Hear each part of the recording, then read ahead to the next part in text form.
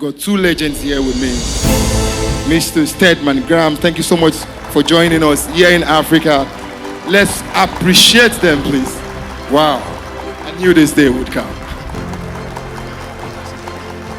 Mr. Jim Keys, thank you very, very much.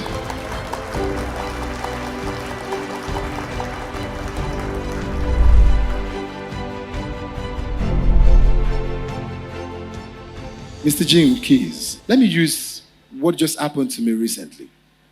You plan a project this big, and then you get disappointment at the very last minute, even when you did everything right. Mr. Keys, this story that I just said is familiar to you. And this story is familiar to many entrepreneurs here today. How do you deal with disappointments, especially when you played your part? I will use a quote.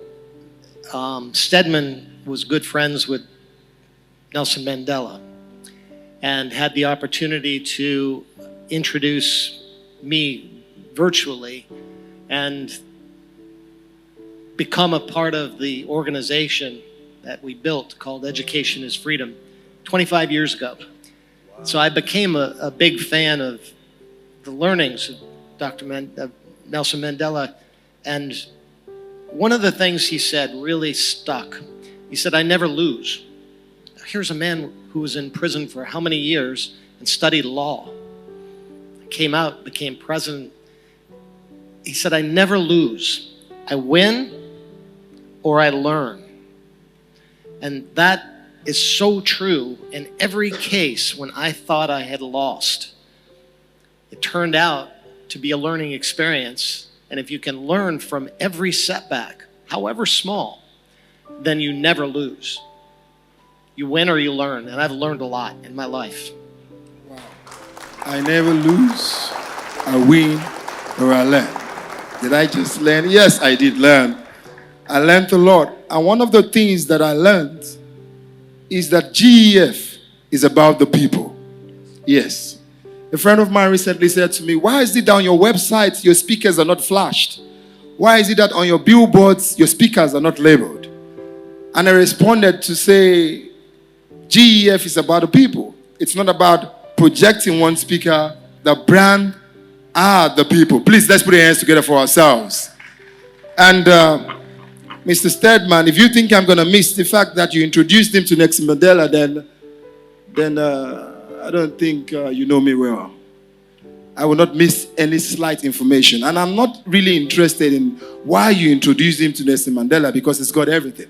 But I'm interested in why you are Nelson Mandela's friend. Yeah, talk to us.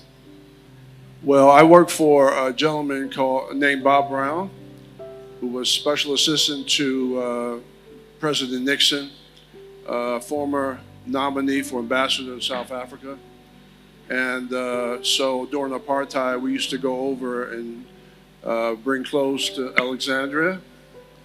And he knew Mrs. Mandela, Winnie Mandela, and educated actually Nelson Mandela and Winnie Mandela's children at Boston University, paid for the education.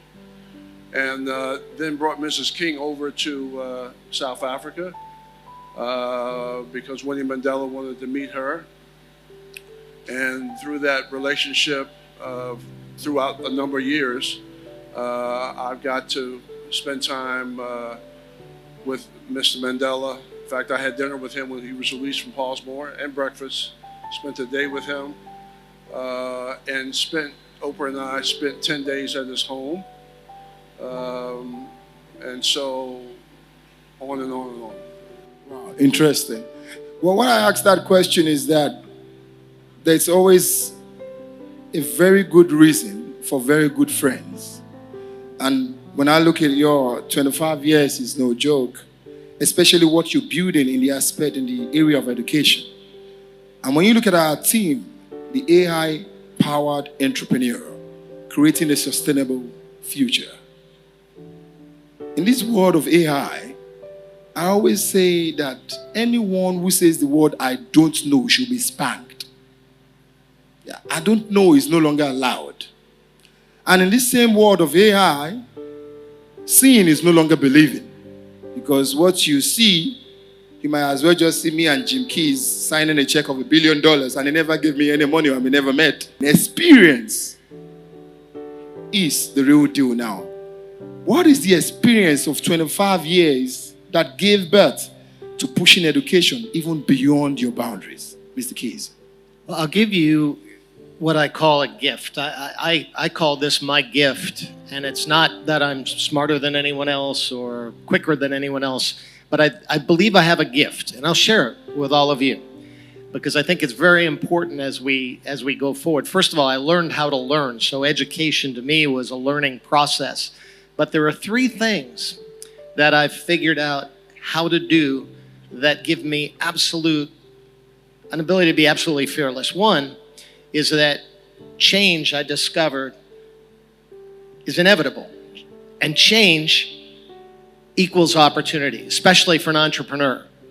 Think of the acronym in English, change equals opportunity. The acronym is CEO.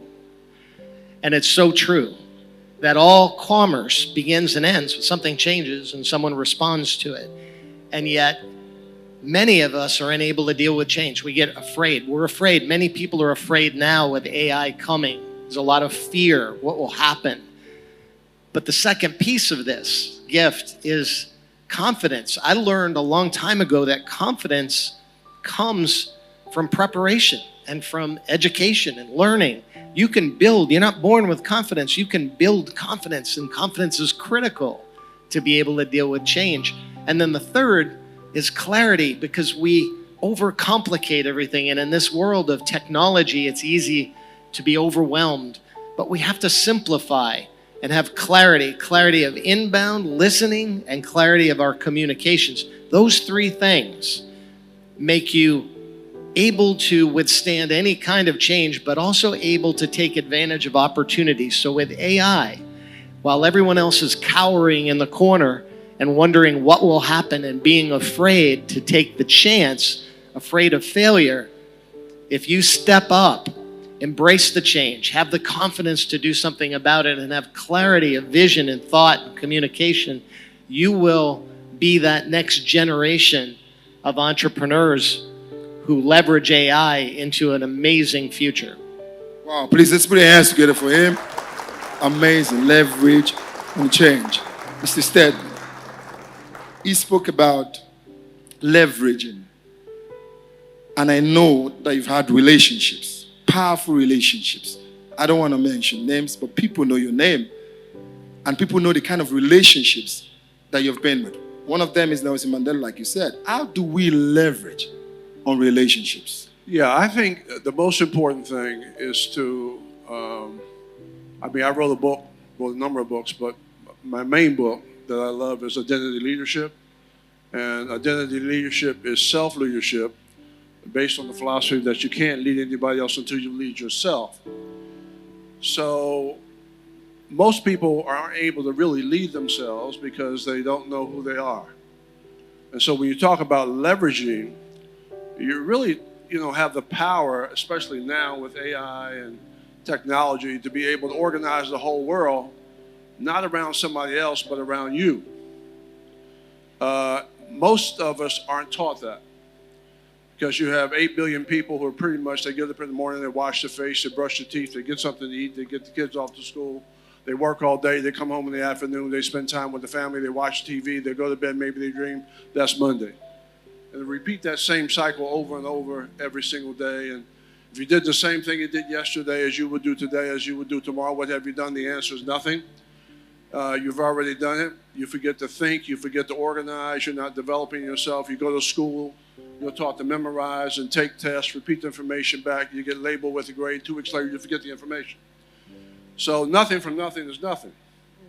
Hard to leverage relationships, hard to leverage networks, hard to leverage technology if you don't have a foundation for sourcing content. And if you're just working, giving everything away, and then you're labeled. You're labeled by race, you're labeled by gender, you're labeled by family, you're labeled by job, you're labeled by all the external things that define who you are. And if you're looking for freedom, you'll never find freedom on the outside. Freedom is only on the inside. But we never get a chance to go inside because we're too busy giving everything away to everybody else and not empowering ourselves, which is what I like about entrepreneurship, because it teaches you how to think, how to organize, how to develop, how to take information and education and make it relevant to your business, to your family, to your relationships, to your network. And you couldn't have a better opportunity than now to live, because you have access to information and knowledge that we didn't have before because we just went to school, come out with a degree looking for a job. Now we have the internet, and now we have the AI, so we can create and design our own future. An English poet said one time, he said, I never will forget what he said when you talked about dreams. He said, all people dream, but not equally. Those who dream in the dusty recesses of their mind, they wake in the morning to find that it was vanity. But the dreamers of the day, wow, are dangerous people, for they dream their dreams with open eyes and they make them come true. And that's what entrepreneurship is all about. Wow, let's put our hands together for that. They dreamed your dreams with open eyes. And that's what entrepreneurship is all about. I have a feeling you want to add something to that. Am I right? Go ahead, please. I admire Stedman. Stedman, first of all, we've been friends for 25, 30 years now, and he's been a mentor to me. I've had to reinvent myself many times and said I wanted to write a book. I was a dreamer. I was one of those dreamers that said, yeah, someday I'll write a book. And Stedman, after 20 years, said, all right, it's over, do it. And then literally walked me through the process. So sometimes what we need is not just to dream, but we need someone there by our side to encourage those dreams, to give us, to defeat that fear of failure, that person that's on your shoulder saying you can't, you're not good enough, or you're not smart enough. You need your own Stedman to be able to be there to help you and say, yes, you've got this, you can do it, and then to stay on you until it's done. I needed that. Most determined person I know in the world. To do what you've done, and now to travel around the world and speak to people all over the world about education is freedom. Education is freedom. Guys, please, let's put our hands together. Like, you don't know how I feel right now sitting in this meeting. Oh, God, I thank you. This is my own GEF. I don't know what your own GEF experience is about, but this is my own GEF. I'm sitting with the mighty Jim Keys. Jim Keys, like he said, all over the world. Jim Keys would go on his private jet, have breakfast in this city, jump on a jet, go for a boardroom in another city, go on private jet, go to another country to just have a meeting, and go on a jet and go home to sleep. And he says, this is the mentor that made this happen. And I'm in the middle of the mentor. Damn, man. I'm done. I'm so done, because I can feel the transfer of not just love, of reality. I could feel the transfer of exchange, of sacrifices, of decisions that you had to take together. I could feel the advice, and I swear to God, thank you for what you've done. Not just for Jim, but through Jim, you've created people like us who can sit in your middle and bless many other people and many other lives. I have to say, thank you for what you've done. Ghana can be it's a beautiful country. The hospitality is over the top. It can really be the gateway for freedom. So you're actually being able to teach people how to create social economic development for themselves, how to take care of themselves and their family. And again, you couldn't have a better time to do it. And what it takes to put this on, you got to be a bad brother to be able to put this on. Okay? That's right, man. You got to be a bad brother. I will take a bit of part that you said earlier when you spoke about simplifying things. Yes. With how much you do at your level, you still simplify things. And with this AI theme of ours, it's very important that we still learn that AI is there to simplify it. So if you bring out the AI report and you still send me 300 pages, then something must be wrong with you, because you ain't simplifying anything. So I'll tell you this story. And I'll tell you this story too. You know, as a speaker, a young speaker, not your level speaker, getting on those global stages, one of the things we look forward to is those fancy hotels and those beautiful cities. And lo and behold, about 7-8 years ago, this group called, beautiful city. I don't want to sell countries now. Got into the country, got out of the airport. Of course, there are some countries where there are challenges, but there are these particular ones where there are special ones. I'm sure you know what I'm talking about. And this beautiful car came, picked me up. But this country is so cold, extremely cold.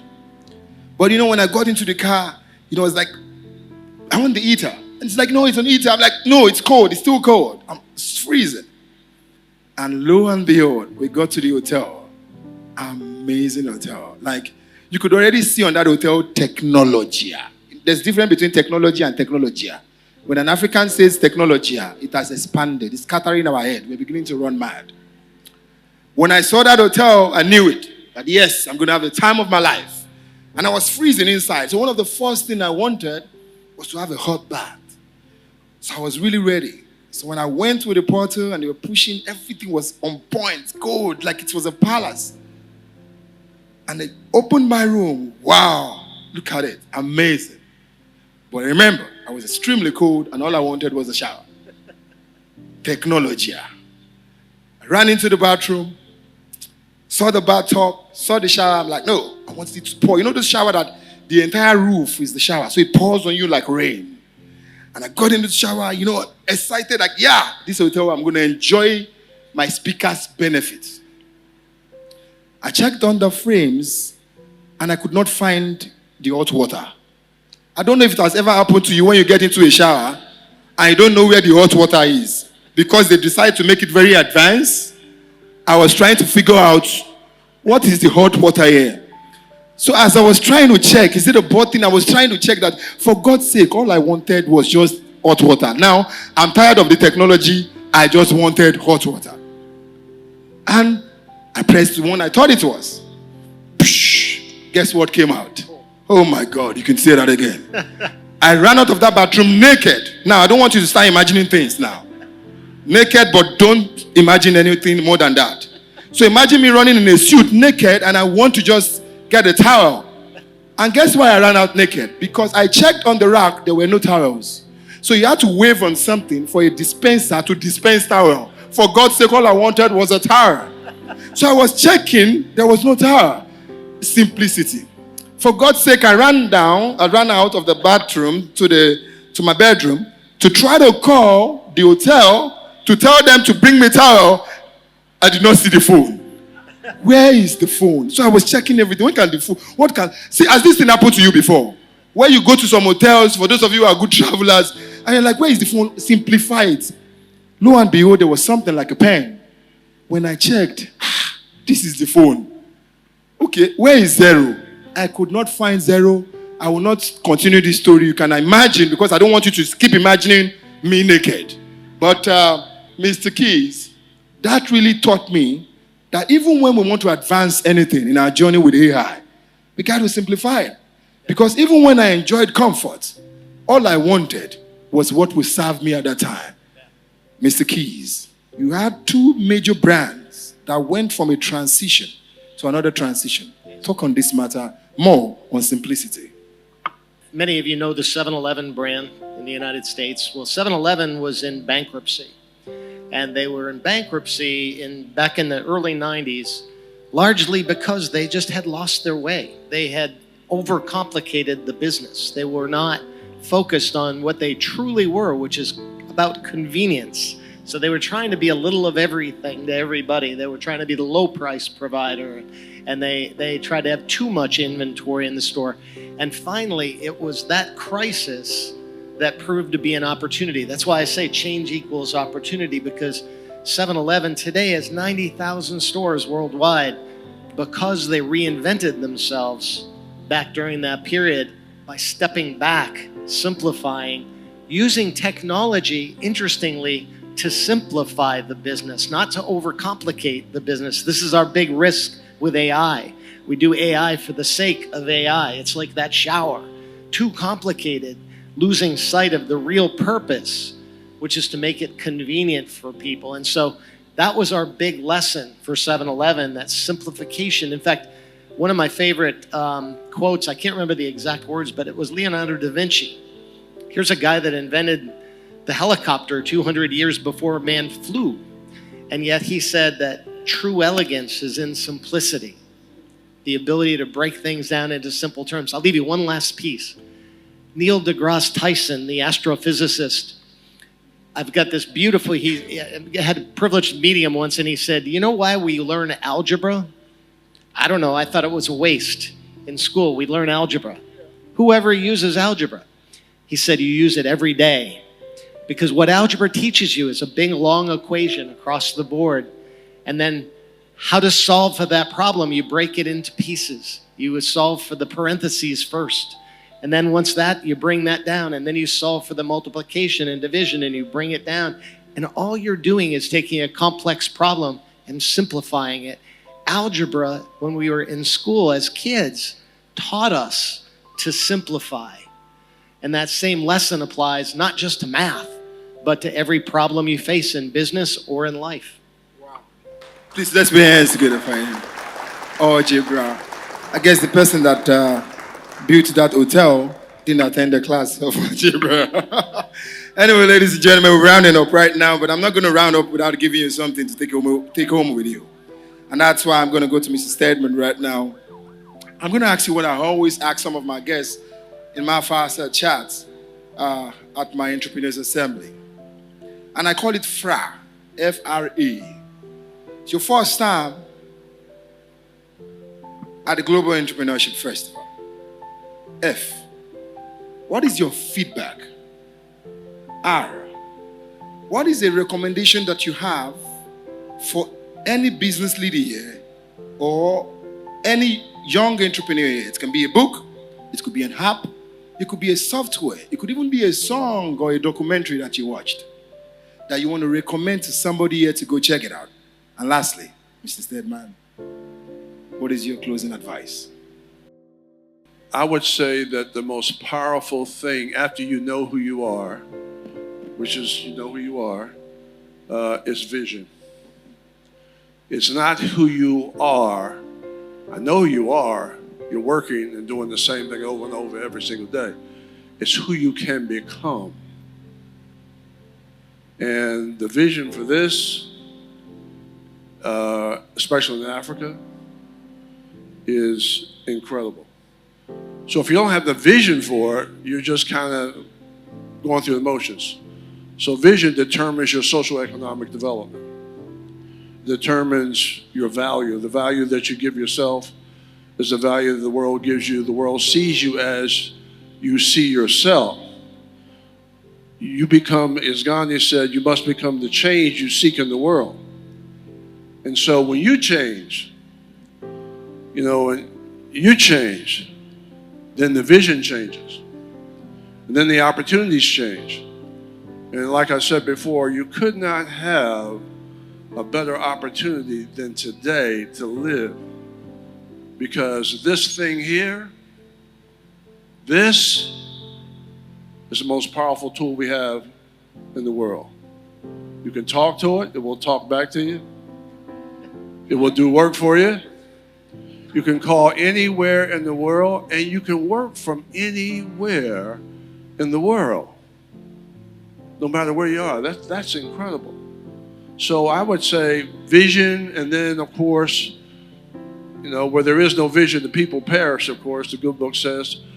But vision without a execution, which you do well, to be able to visualize who you are, to execute that with a team of people, and then to build relationships and networks all over the world to be able to source all of that content and expertise down into each individual person, one person at a time.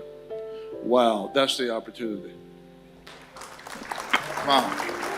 I was still sinking into that. Ladies and gentlemen, he spoke about a team, and I cannot sit here but recognize and appreciate our team of volunteers. Please, let's appreciate them.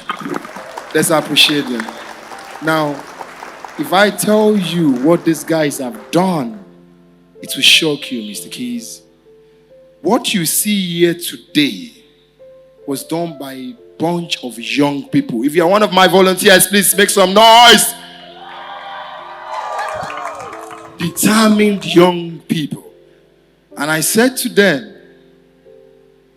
with vision, we're going to make it happen. And guys, with vision, we've made it happen. Put your hands together for yourselves. Young people. I'm going to play some videos and you're going to see how young, how determined. These guys will stay here till night. We've done meetings that ran into early hours of the morning. And we're on this same ground. And that's what you said. Thank you so much. And of course, you recommended our cell phone, telling us it's the most powerful tool. Well, it's your time, Mr. Keys. And I'm going to ask the same thing. This time I'll go a bit deeper. What's your honest feedback looking at this event? Why? Because you are one of the world's top CEOs. And you look from a different lens. I want you to wear that lens tonight and tell me what you see. Your feedback. Secondly, I want you to recommend to all of us nothing but the truth that you know in business. And lastly, of course, your closing advice. The opportunity when you first called, you and Dan set up a call and said, we'd like you to come to Ghana. Actually, Nigeria was the original first destination. And I think you'll recall, I pretty quickly said yes. And here's why. Because I see the future in the young people that are in the audience, as you said. They are the future. But I also see the future of Africa, because I think people in Africa maybe don't see the opportunity that you have. In places like the United Kingdom, the United States, we get stuck. We get stuck in our past, in our fear of change. And I come to Africa and all I see is a hunger for knowledge and a willingness to embrace change. And that, I think, is the future of Africa. And this is where opportunity will grow and will be. And the other thing I loved about your call when you came is, and you said we've got a global entrepreneurship festival. And so I want to emphasize this word global, because too many countries right now are pulling back, and it's fear. Change causes people to fear. Let's face it, and we're going through more change because of technology than maybe any other time in the history of mankind. And so people are afraid and they're pulling back. United States, you hear a lot about immigration issues and fear of change and fear of technology. Well, none of that fear exists here in Africa, because you have nowhere but up in the ability to embrace this technology and to see yourselves as leaders on the global stage. Because you can now turn Africa into leadership on the global stage by being willing to embrace that change. And it's the young people in this audience that will see that happen. So I encourage all of you to embrace education. The book that Stedman encouraged me to write is called Education is Freedom. And I think Africa is in a position to lead the rest of the world in the knowledge that education truly is freedom and opportunity is truly unlimited. Wow. Please, let's put our hands together. If you did not hear in between the lines, I am not just trained to hear what you said. I am trained to hear what you did not say. And in between those words, education was profound. And it's such a privilege that I didn't just sit in the middle, but I was educated by your wisdom. Ladies and gentlemen, put your hands together for my guest.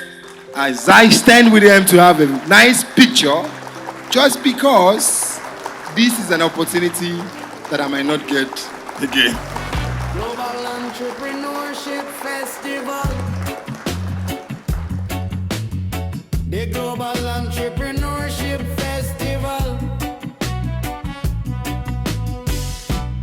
Entrepreneurship Festival.